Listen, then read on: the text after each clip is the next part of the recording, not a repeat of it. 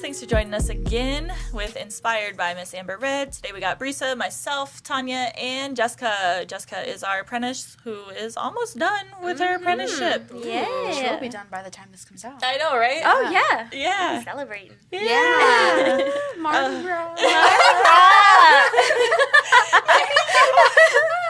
That's We an like to inside bully joke. Jess. Yeah. So we wanted to chat about a hot topic right now in the industry. Ooh, this could get a little crazy. So most of you, actually, I know everybody out there has seen the drama that has been up and on these permanent makeup boards. It started on a massive. These guys, I'm like everyone except for us, I apparently. barely Yeah. made it. Okay, well, that's not important anyway. It'll be good to have your feedback. So, okay, on these learning boards, they are asking people, which I'm not mad at it. We'll say that. So they're asking people to say their opinions on training courses. So we are in a, what do they call We it? have lots of What's a opinions. what do you guys call it? You youngins, what do you call it? What? A woke world, right? A woke Oh, world? Oh, okay. So they're calling it out, and they're calling trainers out by name, and they are Bashing them What, and stuff. like artists, like, yes. oh my god, like beginner artists, or like all No, sorts of, like, trainers. So for the first time ever in my 9 years, they are on these boards. So so this is what happened. So I get tagged in all these things, of course, you guys. So I got tagged, and the first post was discussing poor quality trainings. And they were going in and telling people who the names, the Like big names in tagging the, people? tagging the Oh, yes. trainers? By tagging name? the Oh my trainers God. by the That's name, crazy. one after another. And this certain post probably had Was it the same trainer being posted? multiple and a couple more than a couple times Yeah. posted. So on blast, right? Like, and I do kind of feel bad, but like maybe it'll make them get their shit together. So I do see both. You know, the good and the bad. But I do think people should be able to have their opinion if the training was shit, right? Okay. On the flip side of that, like 2 days later, another post comes out. So that bad one had like 1,500 plus comments under it. And on Facebook, you guys, we know Facebook isn't like the most in thing, like, but on Facebook, this was happening. 900 plus something shares. And this was when I last looked, like, so a week ago. So I'm sure it's like double that by now. So anyways, a couple days later, they brought out a post saying the good quality trainings. So thankfully, we were on that list. So you guys, that is very scary as a studio owner because I've been training, now for like, what, eight years or something. I don't even know. Lost count. But so as I keep seeing, because I'm tagged into this post, so as I keep seeing the comments come in, I'm like, oh shit. Even if you haven't done anything wrong, you're just like, am I going to end up on that list? Or am I going to end up, and I didn't know there was going to be a couple days later, the next list coming out. Yeah. So then I did get a name tag on the second list that I did not know was a second list at this point. like, oh, So I'm shit. laying in bed, I'm like, oh, our name's on the list. And then, so then I go and I look, and now there's a second post saying quality training. So people were tagging what they thought was quality training. So it ended up on that list. So that's good. And hopefully this doesn't jinx anything. Nobody go out and be an asshole. Don't go just put us on there just to be spiteful. Like, oh, let's say that, So then that's what it led into. People were like, now there's a third post. There's a third post. And I'm not following these. I keep getting notifications. So then there's this third post, and somebody else put it on another board and was like, hey, instead of bashing these trainers, maybe now let's say good quality trainings. Let's list, so similar to the second post, but this was done by somebody else. Let's talk about the good quality trainings, and, it's okay to voice your opinion. However, no bashing. Like, we don't want to say, and it's nothing personal. Just keep it specific to that individual's training. Like, what was bad about the training, rather than they're a shit person, they took my money, they're not giving me a refund, being more that way. More so, let's educate the newcomers and let's talk to them about what quality training looks like, right? Okay. So I know a lot of people, I'm going to be done talking in a second, let you guys take over. But I know a lot of people like talk trash about 2-day trainings. I do think that they have their place. Now, hear me out. Hear me out. This is a two-sided street here, because if as a studio owner, as a trainer, you get individuals, and Sasha knows, she's sitting over there on the floor. But Sasha knows, like, we get like artists that message us and that say they're advanced. As I'm scanning that message, I've been doing this so long, I can tell they're not advanced. there's questions that you're asking me that you should have gotten in basic training.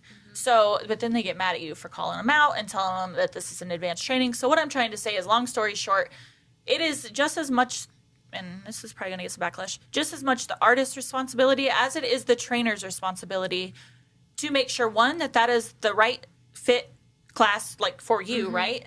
Also, the trainer's responsibility to make sure that class that you're signing up for is a good fit for you. Like, it goes both ways. Because we have artists, like I said, all day long that are like, I'm advanced, I know that. And you ask them one simple needle question and they can't answer to you what a diameter of the needle. Like, they don't know what that is. Or they don't, like, what machine do you use? Oh, I can't remember the name. I'll have to tell you when I get to the studio tomorrow. That is not okay. You should know exactly what you're using. Now, if I feel like if trainers would just ask those simple questions rather than just doing a money grab and taking everybody that signs up for a course, that probably would solve a lot of the problems. Now, I was going to say 2-day trainings have their place. I think 2 days trainings have their place in a sense that if that artist is rightfully vetted to take that training course, because the way ours are set up, a true 2-day advanced course, you're coming in, you should already have your basics covered. My duty then is just to kind of broaden your idea of permanent makeup. My is to show you different machines, different techniques. Like, yes, you may be doing one certain technique. Now it's my turn to show you something a little bit different. It should be hands-on tattooing. So in my 2-day hands-on trainings, this is not I'm not trying to like, hey, sign up for training, but like, just so you get an idea of what they look like, the 2-day training course, you come in and you should just be able to just tattoo. Now, is that necessarily the case? No, a lot of the time they get there, they've snuck their way through. I've asked them questions. They, buttered me up and didn't tell me the God honest answers when they should have. And then they come and I have to spend a half day and I have to get rid of a model. We have to go over theory, the basic things that we should not have to be covering.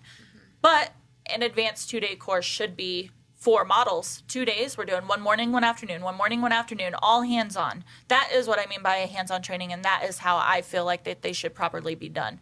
And, of course, there's other things that go into it, like, after they are done training, the support and this, so all that stuff, yes, of course, that's included too. But as far as coming in the studio, that's personally how I feel like advanced training should be done. Now, with that said, we do offer, 6-month apprenticeship, which is something else that, a lot of people don't do within the industry. It's kind of unheard of. So that's kind of a unique little thing within itself as well.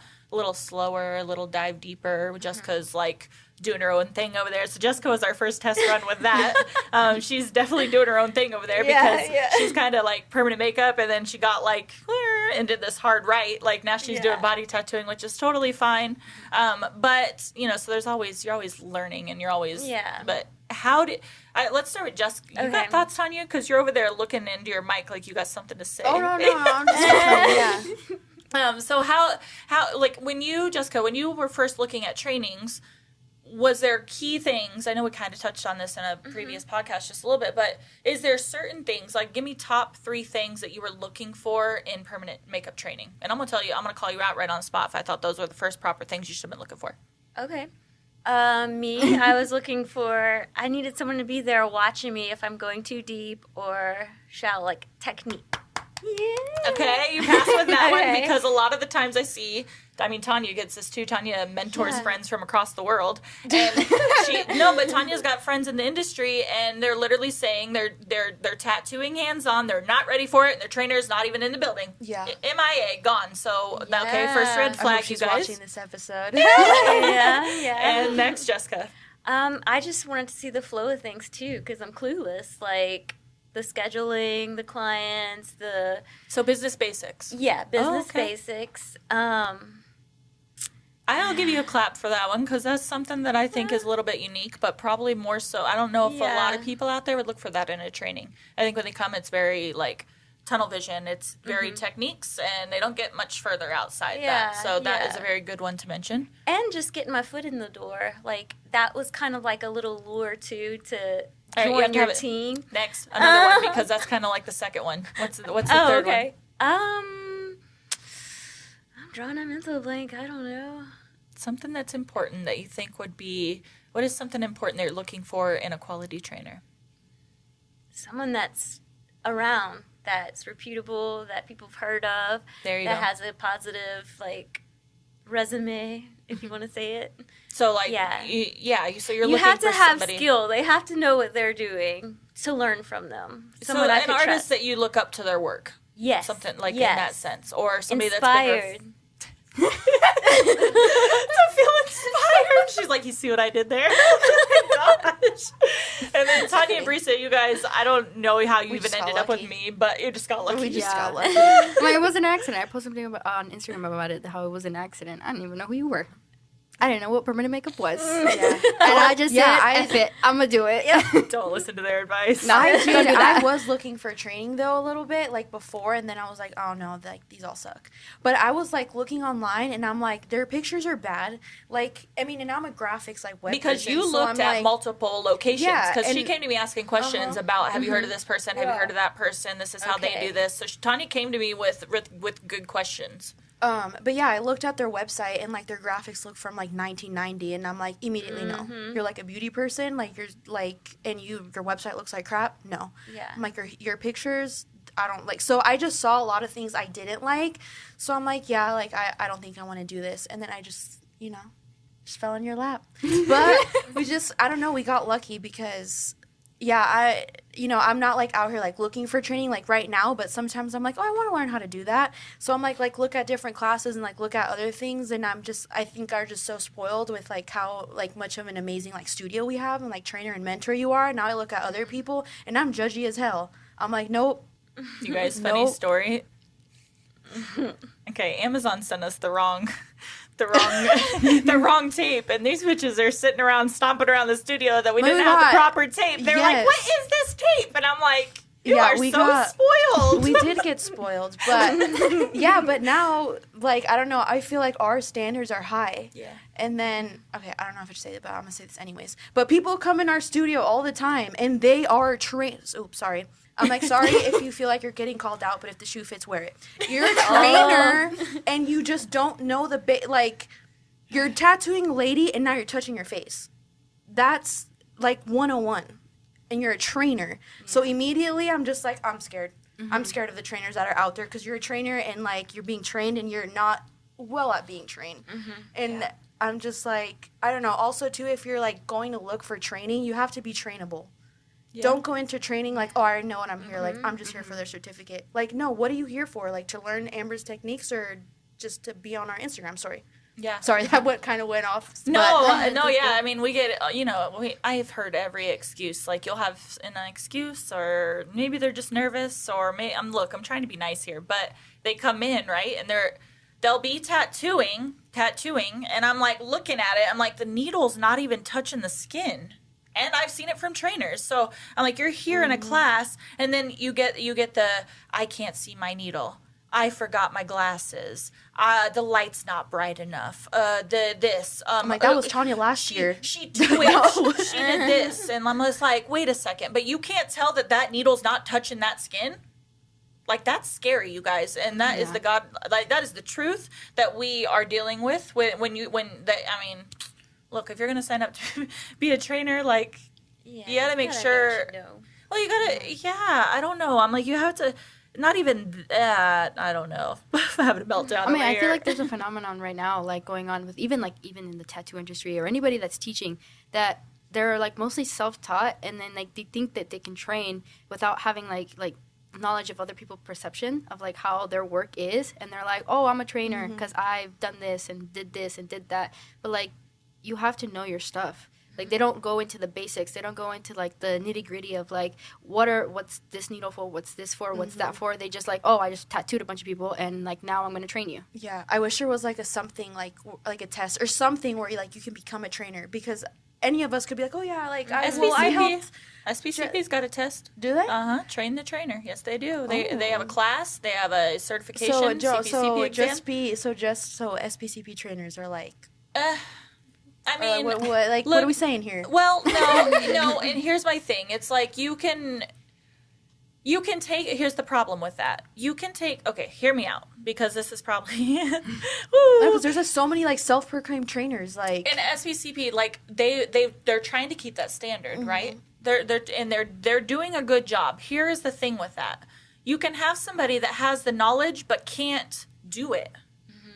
So if they're passing a test, Mm-hmm. but I mean, unless they're going to do a tattoo test, but I don't know how you would get that to work. But you can pass a test because you've been in the industry 20 years and then feel like you can be a trainer. But you can also have somebody in the industry 2 years that is tattooing circles around that person that's been in the industry for 20 years, and they're not, not saying any organizations or anything. This is just my opinion, but it's like.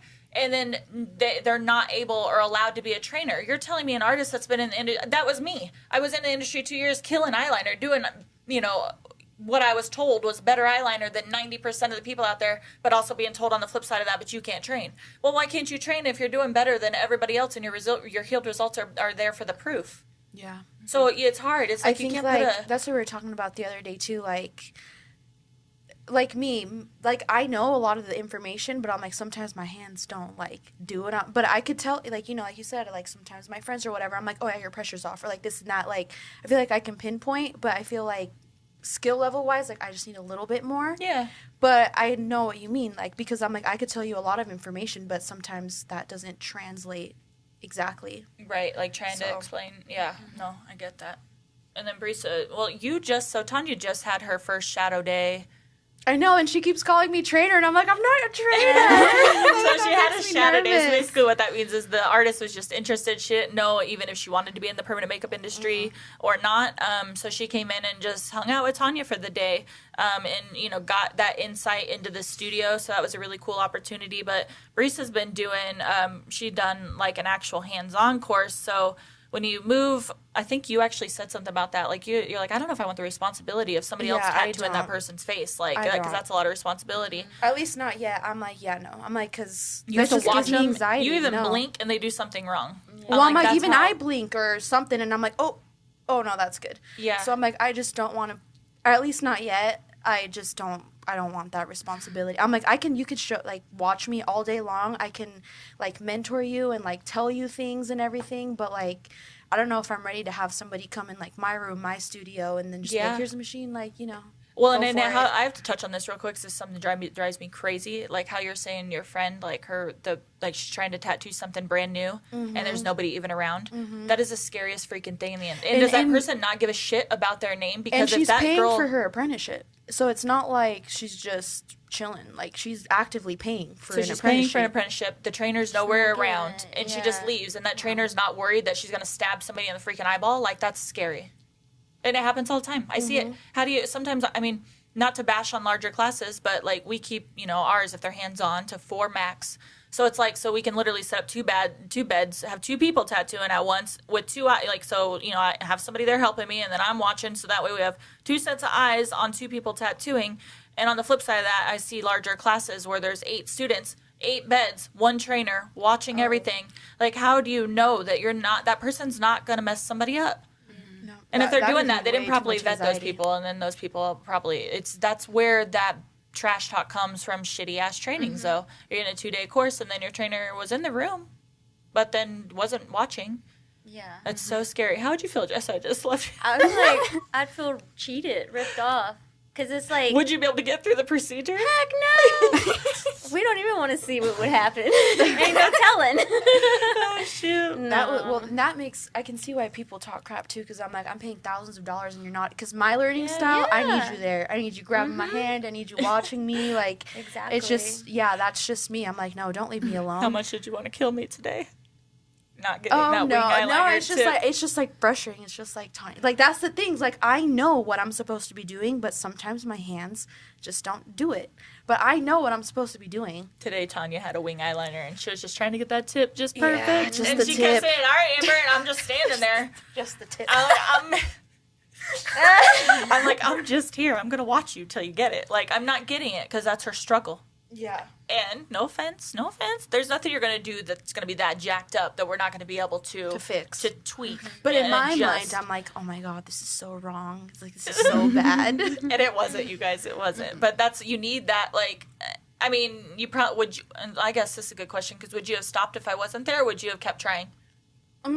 I would have tried, but then at one point I would have been like... That's as much as I can get it. Because I was trying. Like, I was getting in. I'm like, okay. And that's the thing. Like, I didn't even want you to, like, do it for me. I just wanted you to, like, watch me just just to make sure I was doing the right thing. I was like, okay, Hold you your know, hand. because I'm like, I know, because I thought I did what I thought I was supposed to do, and then it was a little hooky, and I'm like, all right, Yeah. we need the big guns in here.